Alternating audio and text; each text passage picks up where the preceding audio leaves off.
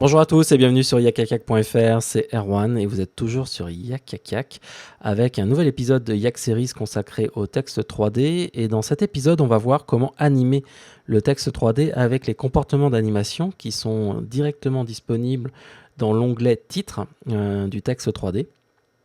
Donc on va voir que c'est très très proche des animations, même c'est pratiquement identique aux animations qu'on avait déjà dans Final Cut Pro 10 pour le texte 2D.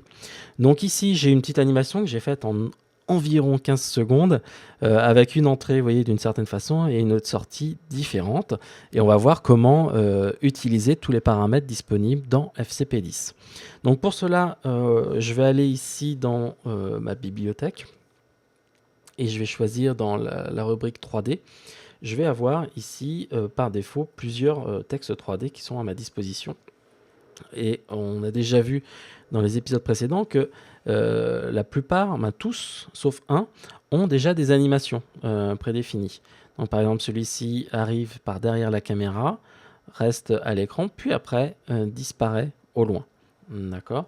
Ou alors je vais avoir un texte par exemple comme celui-ci, qui lui va arriver avec les lettres avec des rotations un petit peu dans tous les sens, voilà, qui va repartir de la même façon. D'accord. Donc ce qu'on va faire nous, c'est qu'on va choisir ici, on va repartir de 0 et on va prendre le custom 3D, donc la 3D personnalisée. Où vous allez voir que c'est le seul texte qui ne contient pas d'animation et qui va nous permettre en fait de partir de 0. Voilà, donc là j'ai bien aucune animation. Ce que je vais faire avant de démarrer ici, au lieu de vous laisser à l'écran un texte plat blanc, on va mettre quelque chose de beaucoup plus sexy comme Yak Series par exemple. Et puis je vais faire très rapide et je vais prendre un Chrome par exemple, voilà, comme tout à l'heure, pour vous montrer le même exemple. Donc là j'ai un texte 3D qui est fixe et donc je vais aller dans l'onglet titre pour accéder à tous ces paramètres. Donc dans cet onglet, en fait, ce sont des éléments qui ont été publiés de Motion et qui nous donnent accès à un certain nombre de paramètres pour l'animation. Et on va voir ça. Alors, la première chose à voir, c'est que par ce panneau, je vais gérer deux animations. L'animation d'entrée du texte et l'animation de sortie. C'est pour ça que vous voyez plein de paramètres avec le in, ici, et paramètres avec le out. D'accord. Donc, ce sont exactement les mêmes paramètres, sauf que l'un va concerner, le premier va concerner l'animation d'entrée du texte, et le second va concerner l'animation de sortie du texte. Donc voilà, on a deux parties ici. Et on a trois paramètres qui sont tout en haut, qui vont définir, eux, des réglages pour l'ensemble des deux animations. On va voir comment cela fonctionne. Donc ça fonctionne à partir de comportements d'animation. Et on va voir qu'on va pouvoir agir sur trois types de paramètres.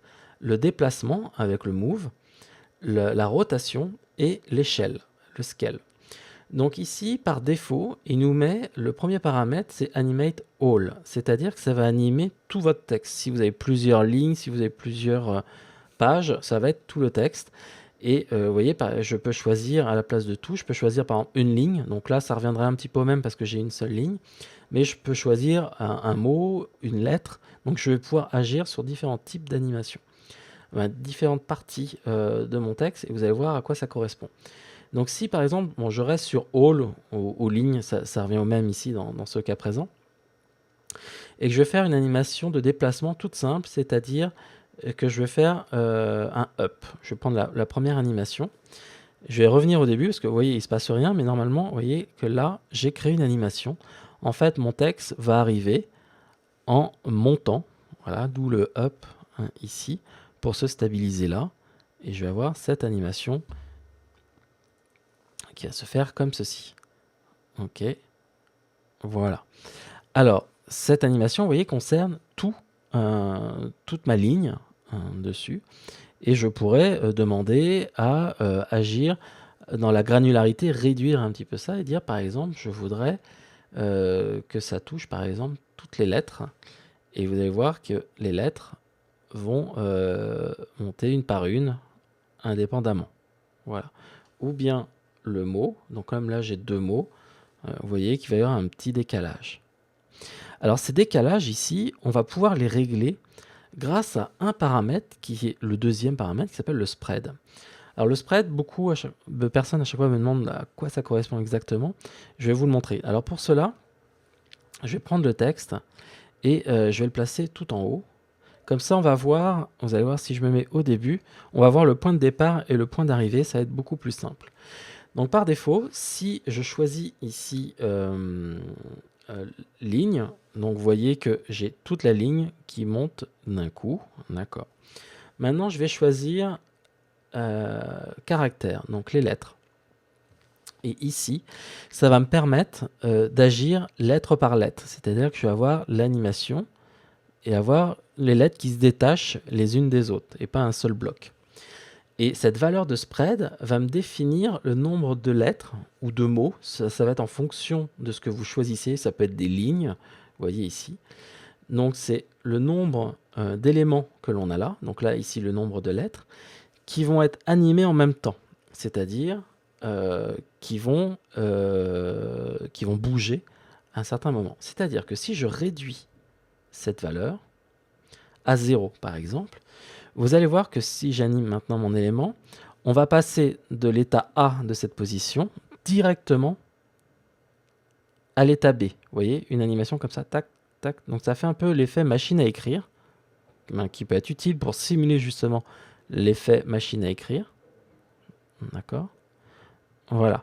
Donc là, je passe, il n'y a pas d'animation parce que j'ai mis un spread de 0 dessus. Si je mets un spread de 1, là, je vais avoir une lettre qui va s'animer.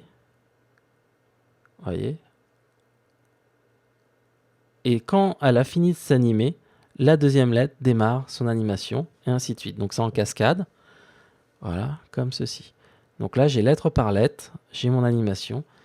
Voilà, hop, hop, hop, hop. Donc là, c'est assez rapide sur quelques dizaines d'images.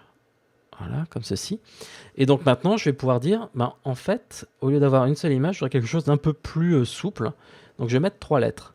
Et donc là, par exemple, dans Yak, je vais avoir les 3 lettres. Et la première va partir, et avant même que le Y ait atteint sa destination, le A va partir, et avant même que Y ait atteint sa destination, le K va partir aussi, vous voyez, comme ceci. Et après l'espace, et du coup, je vais avoir quelque chose de beaucoup plus souple au niveau de mon animation et moins sec. Donc plus vous allez en rajouter, par exemple, si je mets ici 6, si je double, vous allez voir en fait que les lettres vont se suivre de beaucoup plus près, tout simplement. Voilà, alors quelque chose de beaucoup plus... j'ai le détachement, mais en même temps, ça se suit plutôt bien. Et donc, j'ai la même chose, par exemple, pour mots. C'est-à-dire que si je mets 0, je vais avoir le mot yak qui va se lancer, voilà. Et ensuite, le mot série, voilà, avec un timing un peu différent. D'accord, donc si vous avez plusieurs mots comme ça à faire apparaître, vous pouvez les placer comme ça. Et puis, si je mets, par exemple, 1, vous allez avoir l'animation du yak qui va apparaître, et quand ça va se terminer, series va démarrer. Voilà. Donc ce sont des blocs, ça peut être une ligne, ça peut être un mot, ça peut être une lettre, mais le spread va définir en fait le nombre de lignes, de mots ou de lettres qui seront animées dans cet élément. Voilà. Alors je vais venir sur le caractère. Alors vous avez deux choix, vous avez caractère without space, c'est-à-dire qui ne compte pas les espaces. Donc si vous mettez 4 lettres par exemple, l'espace ne sera pas pris en compte, donc le S démarrera juste après le K par exemple. Voilà. Voilà. Alors ensuite, on va aller un peu plus loin au niveau de l'animation, parce que pour l'instant c'est pas très, très sexy. On va ici choisir le texte anchor, en fait c'est le point d'ancrage, le point de pivot. Vous pouvez choisir à ce que ce soit la page, la ligne, donc ça va être plus pour l'animation qu'on verra tout à l'heure au niveau de la rotation, des différents types de rotation. Et puis ensuite on a le speed. Alors la vitesse, en fait, comme on n'a pas accès aux courbes d'animation, toujours pas dans Final Cut Pro 10, on va définir ici l'état de vitesse, c'est-à-dire que par défaut, le texte en entrée, vous voyez normalement on ne voit pas ici le texte est dehors, donc si je veux faire rentrer le texte ici, je pourrais demander à ce que l'animation soit constante ou de manière linéaire ou adoucie. Par exemple, ça ralentit quand les lettres arrivent ou ça accélère, ainsi de suite. Ce sont ici tous les paramètres qui sont là, qui vont me permettre de déterminer le type de courbe de vitesse que j'ai envie. Par défaut, vous avez le is out sur le texte d'entrée, c'est-à-dire que à la fin de l'animation, parce que le texte arrive normalement à l'image, vous voyez, comme ceci. Donc par défaut, il va adoucir la fin pour pas que ce soit trop abrupt. Donc la vitesse va ralentir plus doucement à la fin de l'animation de chaque lettre. Voilà, donc ça c'est le is out. Et vous avez l'accélération, vous pouvez demander à accélérer, c'est-à-dire que ça ira de plus en plus vite au niveau de l'animation, ou décélérer au contraire. Par exemple là, si je fais ça, au départ ça va partir rapidement et ça ralentit à la fin. Donc là, le timing est tellement serré qu'on voit pas trop ici la différence, mais au niveau de la courbe, c'est un petit peu différent. Alors ce qui est marrant, c'est que, ce qui est logique, c'est que vous voyez que pour l'entrée, on va adoucir l'arrivée, alors que pour le speed out, pour l'animation de sortie, donc qui est ici, là, on va adoucir le départ, c'est-à-dire que c'est le départ des lettres qui va être adouci, vu qu'on a déjà les lettres qui sont présentes, comme ceci. Ok. Donc, ensuite, on va avoir ici l'ordre de mon animation. Parce que vous voyez que l'animation se fait toujours de la première lettre. Donc, je vais remettre mon texte là. Donc, Y vers la fin. Donc, de gauche vers la droite, le sens de lecture. Donc, je vais pouvoir changer ça grâce au paramètre direction. Vous voyez que là, je suis en forward, donc avant. Je peux mettre en backward, donc qui va être le mode inversé. Et donc du coup, je vais pouvoir ici définir est-ce que je démarre de la droite vers la gauche, tout simplement. Voilà. Sinon, vous pouvez choisir aussi le centre vers les bords. Donc je pars du centre et ensuite des deux côtés, je suis l'animation. Donc c'est exactement la même chose que pour ceux qui utilisaient le texte personnalisé en 2D, c'est les mêmes principes. Là, des bords vers le centre, donc ça c'est autre chose au niveau d'animation, vous voyez. Voilà. Et le dernier, qui est le random, qui lui va mettre les lettres, voilà, dans un certain sens. Voilà, tout simplement. Tac, tac, tac, tac. Il n'y a pas d'ordre, là il prend les lettres un petit peu au hasard. Mais là c'est toujours le même hasard. Hein, voilà. Donc voilà pour le random. Je vais rester sur le... Ouais, je peux rester en homme. On va mettre en forward pour expliquer les autres paramètres. Parce que par défaut, donc là, j'étais en up, donc le texte monte, mais je peux définir le down ici. Donc si je centre mon texte à l'arrivée, vous voyez que le texte se met au bord. Et en fait, j'ai les lettres qui apparaissent maintenant à partir de... Donc je fais descendre le texte. Je peux avoir aussi à partir de la gauche, dont le texte va arriver et va aller lettre par lettre vont aller vers la gauche. Donc j'ai la même chose vers la droite, je vous montre pas. On a le zoom up et zoom down. Donc zoom up ici va permettre de partir d'un certain plan au fond et qui va me permettre d'animer. C'est vrai que ça va avoir un effet comme ça de grossissement. Et le zoom down en fait va être l'inverse, c'est-à-dire que les lettres vont arriver plus grosses, vont arriver derrière en fait la caméra. Donc souvent pour une entrée de texte, on fera un zoom down et pour une sortie de texte, on fera un zoom up par exemple. Voilà. Mais on a le choix de les faire aussi bien en entrée ou en sortie. Et puis on a les randoms. Les randoms en fait, comme son nom l'indique, c'est de l'aléatoire selon les trois axes. C'est-à-dire que ici, je pars sur l'axe, vous voyez, en hauteur. Donc il y a un déplacement, vous voyez, des lettres. Dans le random, l'aléatoire 2, ça va être plus sur voilà, ce sens-là. Voilà. Il n'y a plus de profondeur. Et le random 3, par contre, ça va être uniquement avec la profondeur. Vous voyez, comme ceci. Donc le 1 combine profondeur et déplacement gauche-droite au bas. Le 2 uniquement déplacement au bas gauche-droite. Et le 3 uniquement déplacement dans le Z, tout simplement. Voilà pour le côté aléatoire. Donc là, on était juste dans les déplacements. Mais ce qui est intéressant, c'est qu'on peut combiner ce déplacement, vous voyez, en même temps, avec de la rotation.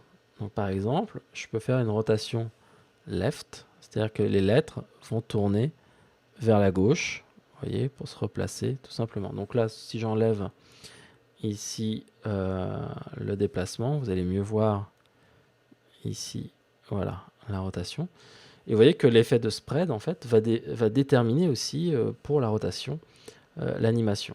Donc j'ai le right, j'ai le forward ici qui va me permettre d'afficher les lettres, voilà, avec une rotation sur l'axe X. Je vais avoir le backward, donc c'est l'inverse, le spin. Alors pour les valeurs de rotation, on a soit une valeur à 180, donc ça peut être intéressant. Par exemple ici, vous avez une voiture qui passe devant le texte, ça peut retourner en fait les lettres, tout simplement, voilà, comme ceci. Donc soit à 180, soit à 360.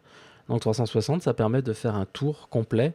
Donc je pars du texte tel qu'il doit arriver, les lettres vont faire un tour, hop, ça permet voilà, de faire tourner les lettres sur soi-même, tout simplement. Donc le spin va être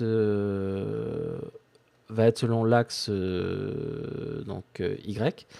Le flip ici va être sur l'axe X, horizontal. Voilà la rotation. Tac, tac, tac. Donc on tourne autour de l'axe X. Et tandis que le roll, lui, va être sur la rotation selon l'axe Z. Vous voyez, donc ça fait une rotation plus 2D. Vous voyez, comme ceci. Voilà, et bien sûr, vous avez le tumble en fait qui correspond un petit peu à l'aléatoire. En fait, voilà, on part d'une certaine valeur dessus. Donc, si vous combinez ça, par exemple, avec un zoom down, voilà, vous allez avoir les lettres qui vont arriver avec des rotations complètement différentes, voilà, directement. D'où l'intérêt de combiner ces éléments. Et puis, bien sûr, vous avez le texte. Donc, par exemple, je peux demander à ce que ça se réduise. Donc ça va accentuer encore l'effet de grossissement et de distance dessus. Donc l'échelle, vous avez deux choix, hein. Soit le texte va grossir, se rapetisser en entrée, donc ça veut dire qu'au départ il est plus gros, donc il va apparaître derrière la caméra. Ou sinon je peux le réduire et donc ça va grossir. Voilà, bon, là ça a moins de puissance ici, cette entrée.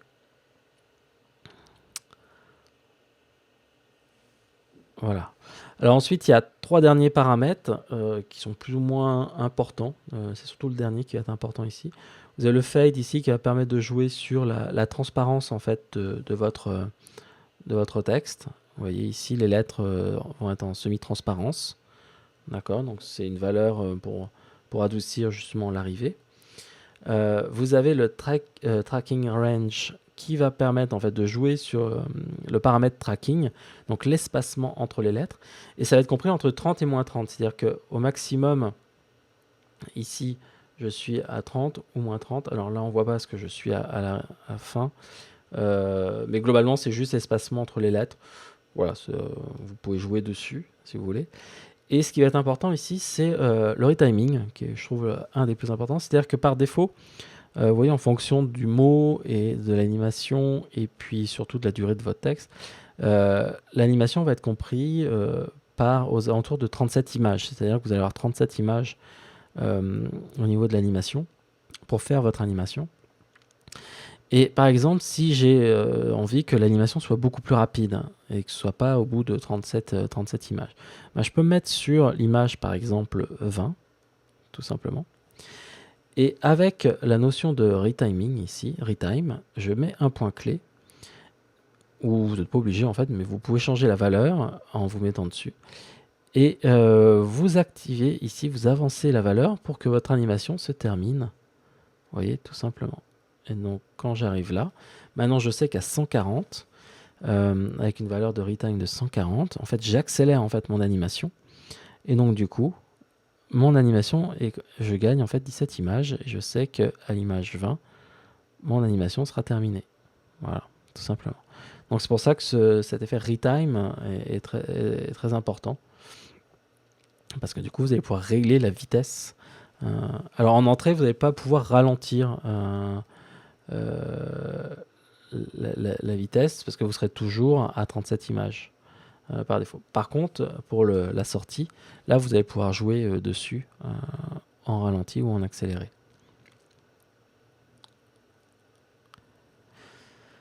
Voilà un petit peu donc les différents types de paramètres. Je ne vais pas vous refaire la même chose sur les points de sortie, mais globalement, une fois que vous avez votre texte qui va être en sortie ici, ben, je peux faire la même chose, c'est-à-dire dire que je vais faire un zoom, donc je vais le faire paraître vers le haut, et que je vais faire un tumble aussi, et que je vais réduire les lettres, voilà, tout simplement.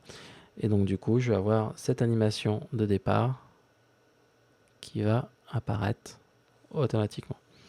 Donc ce qui est intéressant, c'est que vous avez la prévisualisation en temps réel.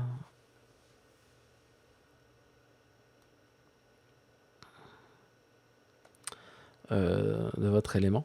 Et donc du coup, vous pouvez animer sans aucun point clé. Bon là j'ai mis un point clé, mais il ne fallait pas en fait. Du coup, je vais pouvoir réinitialiser les paramètres ici, remettre 140.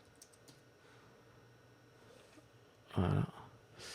Et donc là, du coup, je vais avoir l'animation, voilà, qui est là. D'accord. Hop. Comme ceci. Donc pour les animations, on peut faire des choses plus complexes, accéder à plus de paramètres. Pour cela, il va falloir aller dans Motion et tout simplement en sélectionnant ici votre template et faire une copie dans Motion, l'ouvrir et pouvoir soit publier des paramètres pour le monteur dans Final Cut Pro 10, soit tout simplement créer une animation plus complexe dans Motion et la publier ensuite dans Final Cut Pro 10. Mais ça, c'est l'occasion d'un nouveau sujet ou d'un nouvel épisode, soit de Focus, soit des Yak Series sur le texte 3D. Merci de votre attention. Je vous donne rendez-vous pour un prochain épisode. N'hésitez pas à laisser des commentaires. Merci beaucoup et à très bientôt. Ciao, ciao. Bye bye.